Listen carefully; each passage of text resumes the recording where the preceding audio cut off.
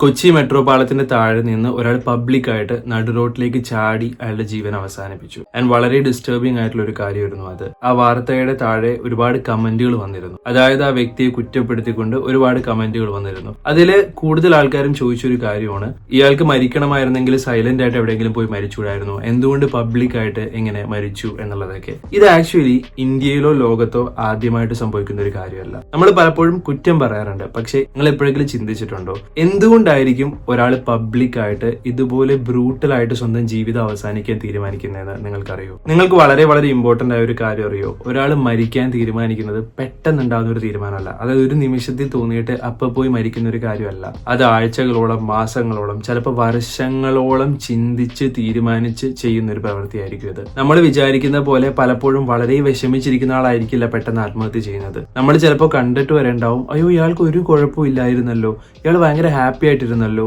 പക്ഷെ പെട്ടെന്ന് എന്താ ഇങ്ങനെ ചെയ്തേ എന്ന് നമ്മൾ ചിലപ്പോൾ ചില ഇൻസിഡൻസ് കാരണം സ്റ്റക്കായി പോയിട്ടുണ്ടാവാം. ഇതിനൊരു വലിയ കാരണമുണ്ട്. അത് ഞാൻ നിങ്ങൾക്ക് പറഞ്ഞു തരാം. എന്തുകൊണ്ട് ചില ആൾക്കാർ പബ്ലിക് ചൂസ് ചെയ്യുന്നു, അതുപോലെ തന്നെ ഒരാള് ഇതിനുള്ള ടെൻഡൻസി ഉണ്ടോ, ഇത് ചെയ്യാനുള്ള സാധ്യതയുണ്ടോ എന്ന് നമുക്ക് എങ്ങനെ കണ്ടുപിടിക്കാം, ഇതെല്ലാം ഞാൻ നിങ്ങൾക്ക് ഇന്ന് ഈ വീഡിയോയിൽ പറഞ്ഞു തരുന്നതായിരിക്കും. അധികം ആൾക്കാർ സംസാരിക്കുന്ന ഒരു ടോപ്പിക്കേ അല്ല ഇത്. അതുപോലെ തന്നെ ഞാനിപ്പോ പറയാൻ പോകുന്ന ഇൻഫർമേഷൻസ് അധികം ആരും സംസാരിച്ചാൽ ഞാൻ കേട്ടിട്ടില്ല. പക്ഷെ ഇതിനെപ്പറ്റി നമ്മൾ അറിഞ്ഞിരിക്കണം. നമ്മുടെ സൊസൈറ്റി ഇതിനെപ്പറ്റി അറിഞ്ഞിരിക്കണം. നമ്മൾ ജസ്റ്റ് ഒരാളെ കുറ്റം പറയുന്നതിന് മുമ്പ് ഇനി ഇത് സംഭവിക്കാതിരിക്കാൻ നമ്മൾ എന്ത് ചെയ്തിരിക്കണം, എങ്ങനെ നമുക്ക് മനസ്സിലാക്കാൻ പറ്റും ഒരാൾ ഇത് ചെയ്യോ ഇല്ലയോ എന്ന്, ഇതെല്ലാം നമ്മൾ അറിഞ്ഞേ പറ്റൂ. പലപ്പോഴും നമുക്ക് മനസ്സിലാക്കാത്ത ഒരു കാര്യം തെറ്റെന്ന് പറഞ്ഞാണ് പല ആൾക്കാരും വ്യാഖ്യാനിക്കുന്നത്. അതുകൊണ്ട് തന്നെ നിങ്ങൾ ഈ വീഡിയോ മുഴുവൻ കാണണം. നിങ്ങൾ കണ്ടതിന് ശേഷം നിങ്ങളുടെ അഭിപ്രായം നിങ്ങൾ കമന്റിലൂടെ പറയണം. പിന്നീട് ആവശ്യമുള്ള ആൾക്കാർക്ക് നിങ്ങൾ ഈ ഇൻഫർമേഷൻ ഷെയർ ചെയ്തുകൂടി കൊടുക്കുക. Welcome back to my channel. This is Fabin Stanley. ഒരാൾ ജീവിതം അവസാനിപ്പിക്കുന്നതിന് മുമ്പ് ഡയറക്റ്റ് ആയിട്ടും ഇൻഡയറക്റ്റ് ആയിട്ടും അവർ നമുക്ക് ഒരുപാട് സിഗ്നൽസ് തരുന്നുണ്ട്.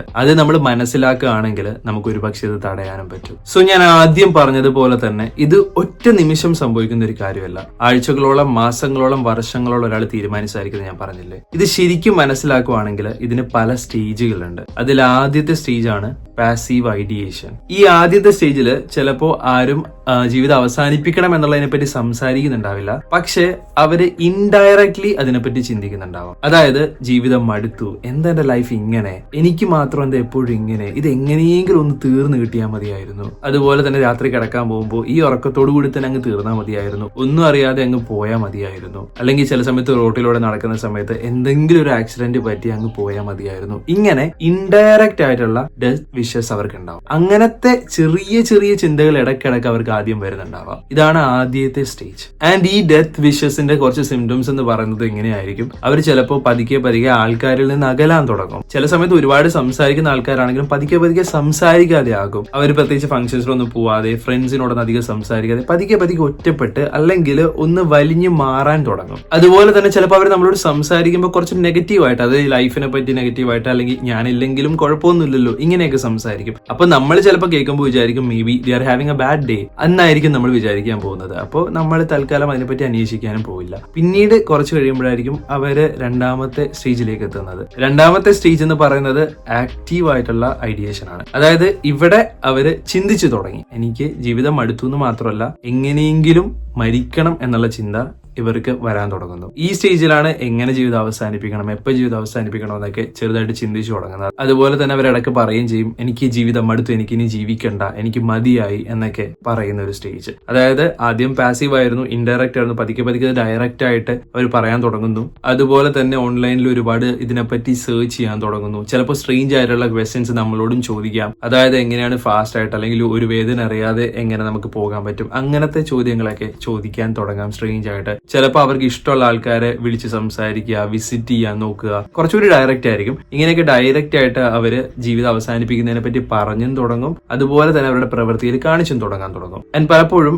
ഈ സിഗ്നലും ആൾക്കാർ നോട്ടീസ് ചെയ്യാറില്ല. കാരണം നമ്മൾ ചിലപ്പോൾ കേൾക്കുന്നതാണ് പൊതുവായിട്ട് ആ ജീവിതം മടുത്തു എന്ന് ആൾക്കാർ പറയുന്നത്, അല്ലെങ്കിൽ മരിക്കണമെന്ന് ആൾക്കാർ പറയുന്നത്. ഇതൊക്കെ നമ്മൾ അത്ര കാര്യമായിട്ട് എടുക്കാറ് പോലും ഇല്ല പല സമയങ്ങളിലും. ആൻഡ് പിന്നീട് സംഭവിക്കുന്നതാണ് പ്ലാൻ ആൻഡ് പ്രിപ്പയർ. ഈ സ്റ്റേജ് എത്താറാകുമ്പോൾ തന്നെ അവർ ആക്ച്വലി ആൾക്കാരോട് പറയുന്നതൊക്കെ പതുക്കെ പതുക്കെ കുറക്കാൻ തുടങ്ങും ചിലപ്പോൾ. അതിന് കാരണം എന്ന് പറഞ്ഞിട്ടുണ്ടെങ്കിൽ ആദ്യം ഞാൻ പറഞ്ഞതുപോലെ തന്നെ ഇൻഡയറക്റ്റ് ആയിട്ട് പിന്നെ ഡയറക്റ്റ് ആയിട്ട് അവർ പറയാൻ തുടങ്ങും. ആ സമയത്തും പലപ്പോഴും നമ്മളോട് ഒരാളിങ്ങനെ പറയുമ്പോൾ നമ്മൾ ആൾക്കാർ ഉപദേശിക്കാൻ തുടങ്ങും, അല്ലെങ്കിൽ ഇതൊക്കെ വെറുതെ നിസ്സാരമായ കാര്യമില്ലേ, എന്തിനാ നീ ഇങ്ങനെ എടുക്കുന്നതെന്നൊക്കെ നമ്മൾ പറയുന്നു. പറഞ്ഞ് actually this is A cry for help. അതായത് എങ്ങനെയെങ്കിലും ആരെങ്കിലും എന്നെ രക്ഷിക്കട്ടെ എന്ന് വിചാരിച്ച് അവര് പോലും അറിയാതെ, ചിലപ്പോൾ കോൺഷ്യസ് ആയിട്ട് പോലും ആയിരിക്കില്ല, എന്നാലും അവർ പബ്ലിക്കായിട്ട് പറയുന്നതും എക്സ്പ്രസ് ചെയ്യുന്നതും വളരെ സാഡ് ആയിട്ടുള്ള കാര്യങ്ങൾ ഷെയർ ചെയ്യുന്നതും ഇതൊക്കെ ഒരു ഇൻഡയറക്റ്റ് സിഗ്നൽ ആണ്. ഈ സിഗ്നൽ കഴിയുമ്പോൾ പതുക്കെ അവരിൽ മാറ്റം വരാൻ തുടങ്ങുകയാണ്. പതുക്കെ അവർ സീരിയസ് ആയിട്ട് പ്ലാൻ ചെയ്യാനും പ്രിപ്പയർ ചെയ്യാനും തുടങ്ങും. ചിലപ്പോൾ വേണ്ട സാധനങ്ങൾ അവർ റെഡിയാക്കും, എന്തെങ്കിലുമൊക്കെ വാങ്ങിച്ചു വെക്കും, അതുപോലെ തന്നെ ചിലപ്പോൾ ലെറ്റർ എഴുതി വെക്കും, അതുപോലെ തന്നെ അവരുടെ വാല്യൂബിൾ ആയിട്ടുള്ള മെമ്മറബിൾ ആയിട്ടുള്ള സാധനങ്ങളൊക്കെ വേറെ ആൾക്കാർക്ക് കൊടുക്കും. ചിലപ്പോൾ വേറെ ഫ്രണ്ട്സിനെ കൊണ്ട് കൊടുത്തിട്ട് ഇത് നീ വെച്ചോ, ഇതെനിക്ക് വളരെ ഇഷ്ടപ്പെട്ട ഒരു കാര്യമാണെന്നൊക്കെ പറഞ്ഞ് അവർക്ക് കൊടുക്കും. ചിലപ്പോൾ ബാങ്ക് അക്കൗണ്ടും കാര്യങ്ങളൊക്കെ ക്ലോസ് ചെയ്യും. ഇങ്ങനത്തെ കാര്യങ്ങളൊക്കെ അവർ കറക്റ്റ് ആയിട്ട് പ്ലാൻ ചെയ്ത് തുടങ്ങും. ആൻഡ് വളരെ സ്ട്രേഞ്ച് ആയിട്ടുള്ള ഒരു കാര്യം എന്താണെന്നറിയോ, ഈ സമയത്ത് അവർ ചിലപ്പോൾ സാഡ് ആയിട്ട് നമുക്ക് തോന്നില്ല. കാരണം ആദ്യത്തെ 2 സ്റ്റേജിലും they may look very sad, depressed. പക്ഷേ മൂന്നാമത്തെ സ്റ്റേജിലേക്ക് എത്തുമ്പോൾ ചിലപ്പോൾ അവരെ ഫേസിൽ നമ്മൾ സാഡ് ആയിട്ട് പോലും തോന്നില്ല. അവർ പെട്ടെന്ന് എനർജറ്റിക് ആവുന്നതോ ഹാപ്പി ആയിട്ടാകുന്നതോ നമുക്ക് ചിലപ്പോൾ തോന്നാൻ പറ്റും. ആൻഡ് മനസ്സിലാക്കുക, ആ സ്റ്റേജിലാണ് വളരെ ഡേഞ്ചറസ് ആവുന്നത്. വളരെ സാഡ് ആയിട്ടിരുന്ന ഒരാൾ പെട്ടെന്ന് എനർജറ്റിക് ആവുന്നു, പെട്ടെന്ന് ഹാപ്പി ആവുന്നു, ആൻഡ് അല്ലെങ്കിൽ അവരുടെ മുഖത്ത് വളരെ കാം ആൻഡ് പീസ്ഫുൾ ലുക്ക് വരുന്നു. അവർ അതുപോലെ ഡീൽ ചെയ്യാനൊക്കെ തുടങ്ങുന്നു. ഇതിന് കാരണം ഈ സമയത്ത് അവർ ഓൾറെഡി പ്ലാൻ ചെയ്ത് പ്രിപ്പയർ ചെയ്ത് ഉറപ്പിച്ച് കഴിഞ്ഞു. And the last stage is attempt. ഇവിടെ ജെൻഡർ ഡിഫറൻസ് ഉണ്ട്. അതായത് സ്ത്രീകളും പുരുഷന്മാരും അറ്റംപ്റ്റ് ചെയ്യുന്ന രീതിയിൽ വ്യത്യാസമുണ്ട്. ശരിക്കും പറഞ്ഞാൽ ഏറ്റവും കൂടുതൽ അറ്റംപ്റ്റ് ചെയ്യുന്നത് സ്ത്രീകളാണെങ്കിലും ഈ അറ്റംപ്റ്റ് സക്സസ്ഫുൾ ആകുന്നത് അല്ലെങ്കിൽ മരിക്കുന്നത് പുരുഷന്മാരാണ്. അതിന് കാരണം എന്ന് പറഞ്ഞിട്ടുണ്ടെങ്കിൽ സ്ത്രീകൾ ചെയ്യുന്ന സമയത്ത് അത്രയും കഠിനമായിട്ടുള്ള അല്ലെങ്കിൽ അങ്ങനത്തെ ഹാർഡ് ആയിട്ടുള്ള മെത്തേഡ്സ് ആയിരിക്കില്ല അവർ യൂസ് ചെയ്യുന്നത്. എങ്ങനെയെങ്കിലും ഹെൽപ്പ് കിട്ടും, ചിലപ്പോൾ രക്ഷപ്പെടാൻ സാധ്യതയുള്ള രീതിയിലുള്ള മെത്തേഡുകളായിരിക്കും സ്ത്രീകൾ സാധാരണ ചൂസ് ചെയ്യുന്നത്. അതൊരു ഓവർഡോസ് ആകാം, പോയിസൺ ആകാം. അങ്ങനെ വരുമ്പോൾ അവര് രക്ഷിക്കപ്പെടാനുള്ള സമയമുണ്ട്. പക്ഷെ പുരുഷന്മാര് ചിലപ്പോൾ വളരെ ഹാർഡ് ആയിട്ടുള്ള മെത്തേഡ്സ് ചൂസ് ചെയ്യാം. അതുകൊണ്ട് തന്നെ അറ്റംപ്റ്റ് കൂടുതൽ സ്ത്രീകളിലാണെങ്കിലും പുരുഷന്മാരാണ് കൂടുതലും സൂയിസൈഡ് കാരണം മരിക്കുന്നത്. And this does not mean സ്ത്രീകളുടെ വിഷമത്തിലോ അല്ലെങ്കിൽ അവരുടെ ഇന്റൻസിറ്റിയിലോ കുറവുണ്ടെന്ന്. But the method they choose may be കുറച്ചുകൂടി ലൈറ്റ് ആയിട്ടുള്ളതായിരിക്കും. ഇനിയാണ് ഞാൻ വളരെ ഇമ്പോർട്ടന്റ് ആയ കാര്യം പറയാൻ പോകുന്നത്. എന്തുകൊണ്ടാണ് സൈലന്റ് ആയിട്ട് ഒരു സ്ഥലത്ത് മാറി നിൽക്കാതെ പബ്ലിക് ആയിട്ട് വന്നിട്ട് ആൾക്കാർ ഇങ്ങനെ ചെയ്യുന്നത്? ഒരാൾ പബ്ലിക് ആയിട്ട് വന്നിട്ട് അത് ചെയ്യണമെങ്കിൽ അയാളുടെ മനസ്സിലൂടെ എന്തൊക്കെ കടന്നു പോയിട്ടുണ്ടാവാം? അയാളുടെ മാനസികാവസ്ഥ എന്തായിരിക്കും എന്ന് നിങ്ങൾ ചിന്തിച്ചിട്ടുണ്ടോ? പല ആൾക്കാരും സൈക്കോ എന്നും ഭ്രാന്ത് എന്നും പറയുന്നത് ഞാൻ കണ്ടു കമന്റിൽ. അതുപോലെ തന്നെ അറ്റൻഷൻ സീക്കിംഗ് എന്നും ഷോ എന്നും പറഞ്ഞു. ശരി, മരിക്കാൻ പോകുന്ന ഒരാൾക്ക് നമ്മുടെ അറ്റൻഷൻ കിട്ടിയിട്ട് എന്താണ് കാര്യം? ശരിക്കും പറഞ്ഞാൽ അറ്റൻഷൻ കിട്ടാത്തത് കൊണ്ടല്ലേ അയാൾ ഇങ്ങനെ ചെയ്തത്? ഈ പബ്ലിക് ആയിട്ട് കാണിക്കുന്നത് ഒരു സിംബോളിക് ആയിട്ട് കൂടിയാണ്. അതായത് ലോകത്തോട് വിളിച്ചു പറയുകയാണ്, എന്നെ നിങ്ങൾ കണ്ടില്ല, എനിക്ക് ആവശ്യമുള്ള സമയത്ത് ആരും വന്നില്ല, എന്നെ ആരും ശ്രദ്ധിച്ചില്ല, ഇത്രയും നാൾ ഞാൻ ലോകത്ത് ഇൻവിസിബിൾ ആയിരുന്നു, ഒരാള് പോലും എന്നെ അംഗീകരിച്ചില്ല, ഇനിയെങ്കിലും നിങ്ങൾ എന്റെ വേദന മനസ്സിലാക്കൂ. അതായത് അവസാനമായിട്ട് ഒരാൾ ലോകത്തോട് അലറി വിളിച്ച് പറയുന്നതിന്റെ സിംബോളിക് ആയിട്ടാണ് പലപ്പോഴും ആൾക്കാർ ഇങ്ങനെ ചെയ്യുന്നത്.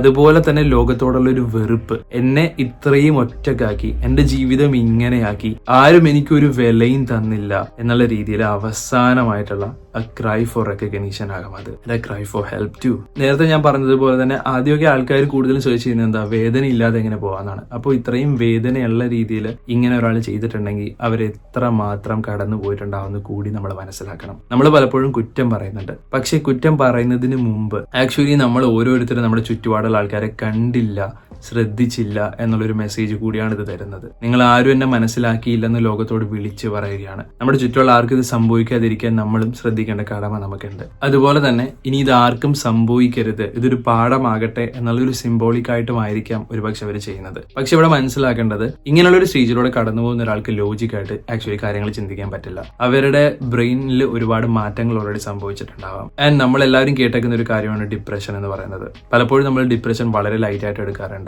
പലപ്പോഴും നമ്മൾ ഈ ലൈറ്റ് ആയിട്ട് എടുക്കുന്ന ഡിപ്രഷൻ ആണ് ഏറ്റവും വലിയ വില്ലൻ. ഡിപ്രഷൻ ഒരാളെ അവരുടെ ജീവിതം അവസാനിപ്പിക്കാൻ പ്രേരിപ്പിക്കുന്നു. നമ്മൾ ഉദ്ദേശിക്കുന്നത് പോലെ സിവിയർ ആയിട്ട് ഒരാൾ ഡിപ്രഷനിൽ എത്തുമ്പോഴല്ല ഒരാൾ മരിക്കാൻ തീരുമാനിക്കുന്നത്. കാരണം സിവിയർ ഡിപ്രഷനിൽ നിൽക്കുന്ന ആൾക്കാർക്ക് മരിക്കാനുള്ള എനർജി പോലും ആക്ച്വലി ഉണ്ടാവില്ല. ഡിപ്രസ്ഡ് ആയിട്ട് ഇരിക്കുന്ന ഒരാളെ കാണുമ്പോൾ നമ്മൾ പറയുന്നതെല്ലാം നിന്റെ തോന്നലാണ്, കുഴപ്പമില്ല, നീ ഇങ്ങനെ ചിന്തിക്കൂ എന്ന് പറയുന്നത് പോലെ അല്ല ഇത് വർക്ക് ആവുന്നത്. ഇതിനെപ്പറ്റി നമുക്ക് അറിയാത്തത് കൊണ്ടാണ്. ഡിപ്രഷന്റെ സമയത്ത് നമ്മളുടെ ബ്രെയിനിൽ ഒരുപാട് കെമിക്കൽ ചേഞ്ചസ് സംഭവിക്കുന്നുണ്ട്, നമ്മൾ ഒരുപാട് മാറ്റങ്ങൾ സംഭവിക്കുന്നുണ്ട്. So it is not just about our thought. അത് എന്നുള്ളത് നമ്മൾ മനസ്സിലാക്കണം. ശരിക്കും നമ്മൾ മനസ്സിലാക്കേണ്ടത് വളരെ സിവിയർ ആയിട്ട് ഡിപ്രഷനുള്ള ആൾക്കാരല്ല ഇങ്ങനെ തീരുമാനിക്കുന്നത്. മൈൽഡ് ടു മോഡറേറ്റ് ഉള്ള ആൾക്കാരാണ് കൂടുതൽ ഇത് ചെയ്യാനുള്ള സാധ്യത. കാരണം ആ സമയത്ത് അവർക്ക് എനർജി ഉണ്ട്. അതുകൊണ്ട് തന്നെ നമ്മൾ എപ്പോഴും മനസ്സിലാക്കേണ്ടത് ഒരുപാട് സാഡ് ആയിട്ടുള്ള ഒരാൾ പെട്ടെന്ന് കുറച്ച് എനർജറ്റിക് ആകുമ്പോഴും ഹാപ്പി ആകുമ്പോഴും അവിടെയും that may be a signal we need to be very careful. And ചില ആൾക്കാർ പബ്ലിക് ചൂസ് ചെയ്യുന്നത് that is also a last minute ഒരു റെസ്ക്യൂവിന് വേണ്ടി, ഒരു ഹെൽപ്പിന് വേണ്ടിയുള്ള നിലവിളിയായിരിക്കാം. അതായത് ചിലപ്പോൾ ആരെങ്കിലും രക്ഷിച്ചാലോ എന്നുള്ള ചിന്ത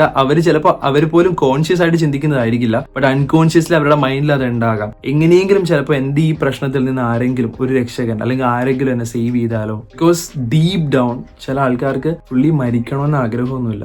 അവരുടെ ഈ വിഷമം, ഈ പെയിൻ എങ്ങനെയെങ്കിലും ഒന്ന് എൻഡ് ചെയ്താൽ മതി എന്നുള്ള ചിന്തയാണ്. ആൻഡ് ഈ സമയത്ത് അവർക്ക് പേടി ഉണ്ടാകാതെയാകും, ലോജിക്കായിട്ട് ചിന്തിക്കാൻ പറ്റില്ല. ആൻഡ് അതിനേക്കാൾ വലിയൊരു കാര്യമാണ് ഹോപ്പ്ലെസ്നെസ്. ഒരു പ്രതീക്ഷയില്ലാത്ത അവസ്ഥ. നേരത്തെ ചെറിയ പ്രതീക്ഷ ഉണ്ടായിരുന്നു, ഇപ്പൊ മനസ്സിലായി എന്ത് ചെയ്തിട്ടും കാര്യമില്ല, ഒരു പ്രതീക്ഷയില്ലാത്ത അവസ്ഥയിലാണ്. ഇനി ജീവിച്ചിട്ടേ കാര്യമില്ല എന്നുള്ളൊരു സ്റ്റേജിലേക്ക് എത്തുമ്പോഴാണ് പലപ്പോഴും ആൾക്കാര് ചെയ്ത് അവസാനിപ്പിക്കുന്നത്. അവർ കടന്നു പോകുന്ന കാര്യങ്ങളൊന്നും നമുക്ക് മനസ്സിലാവുന്നില്ല. നമ്മൾ ആകെ കാണുന്നത് അവർ ചെയ്ത ഒരു പ്രവൃത്തി, അത് മാത്രം നമ്മൾ കുറ്റം പറയുന്നു. അത് മാത്രം വെച്ചിട്ട് നമ്മൾ ഒരുപാട് അവരെ പറ്റി കുറെ കാര്യങ്ങൾ നമ്മൾ പറഞ്ഞുണ്ടാക്കാൻ ശ്രമിക്കുന്നു. പക്ഷെ നമ്മൾ അതല്ല ശ്രമിക്കേണ്ടത്. നമ്മൾ ആക്ച്വലി അവയർനെസ് ഉണ്ടാക്കുക, എങ്ങനെ ഇത് നമുക്ക് പ്രിവെന്റ് ചെയ്യാൻ പറ്റും, ഇനി ഒരാൾക്ക് ഇത് സംഭവിക്കാതിരിക്കാൻ നമുക്ക് എന്ത് ചെയ്യാൻ പറ്റും, അതാണ് നമ്മൾ ചെയ്യേണ്ടത്. നമ്മൾ കുറ്റം പറഞ്ഞുകൊണ്ടിരുന്ന അത് മാത്രമേ സംഭവിക്കുകയുള്ളൂ. ഇത് ആവർത്തിച്ചുകൊണ്ടിരിക്കുകയും ചെയ്യും. ഈ കുറ്റം പറഞ്ഞുകൊണ്ട് ഇതൊന്നും മാറ്റാൻ പറ്റില്ല. നമുക്കിത് മാറ്റണമെങ്കിൽ ഇതിന് എന്ത് ചെയ്യേണ്ടി വരും? വേണ്ടവർക്ക് ഹെൽപ്പ് ചെയ്യുക എന്നുള്ളതാണ് നമ്മളുടെ ഉത്തരവാദിത്വം എന്ന് പറയുന്നത്. അല്ലാതെ ഒരാളിത് ചെയ്തതിന് ശേഷം അത് കുറ്റം പറഞ്ഞ് നടക്കുക എന്നുള്ളതല്ല. അത് നമുക്ക് പൊതുവേ ഉള്ള ഒരു കാര്യമാണ്. ഇപ്പോൾ ആർക്ക് എന്ത് സംഭവിച്ചാലും ചിലപ്പോൾ ഇരയെ നമ്മൾ കുറ്റം പറയാന്നുള്ളത്, പക്ഷെ അയാൾ എന്തുകൊണ്ട് അത് സംഭവിച്ചു, അല്ലെങ്കിൽ ഇപ്പോൾ ഇത് എന്തുകൊണ്ട് ഒരാൾ ചെയ്തു എന്ന് നമ്മൾ ചിന്തിക്കുന്നില്ല. അവരുടെ മാനസികാവസ്ഥ നമ്മൾ മനസ്സിലാക്കാൻ ശ്രമിക്കുന്നില്ല. അതുപോലെ തന്നെ നിങ്ങൾ ശ്രദ്ധിക്കേണ്ട ഏറ്റവും ഇമ്പോർട്ടന്റ് ആയ കാര്യങ്ങൾ എന്ന് പറഞ്ഞാൽ, ഒരാൾ ഇതുപോലെ സിഗ്നൽസ് തരുന്നുണ്ടെങ്കിൽ, അതായത് ജീവിതം മടുത്തു, ജീവിതം അവസാനിപ്പിക്കണം എന്നുള്ള സിഗ്നൽസ് തരുന്നുണ്ടെങ്കിൽ നിങ്ങൾ വളരെ ശ്രദ്ധിക്കണം. അതുപോലെ തന്നെ ഒരുപാട് സംസാരിച്ചിരുന്ന ആക്റ്റീവായ ഒരാൾ പെട്ടെന്ന് സൈലന്റ് ആകുന്നു. പണ്ട് ഇഷ്ടമുള്ള കാര്യങ്ങളോടൊന്നും ഇപ്പൊ ഇഷ്ടമില്ലാതെ ആകുന്നു.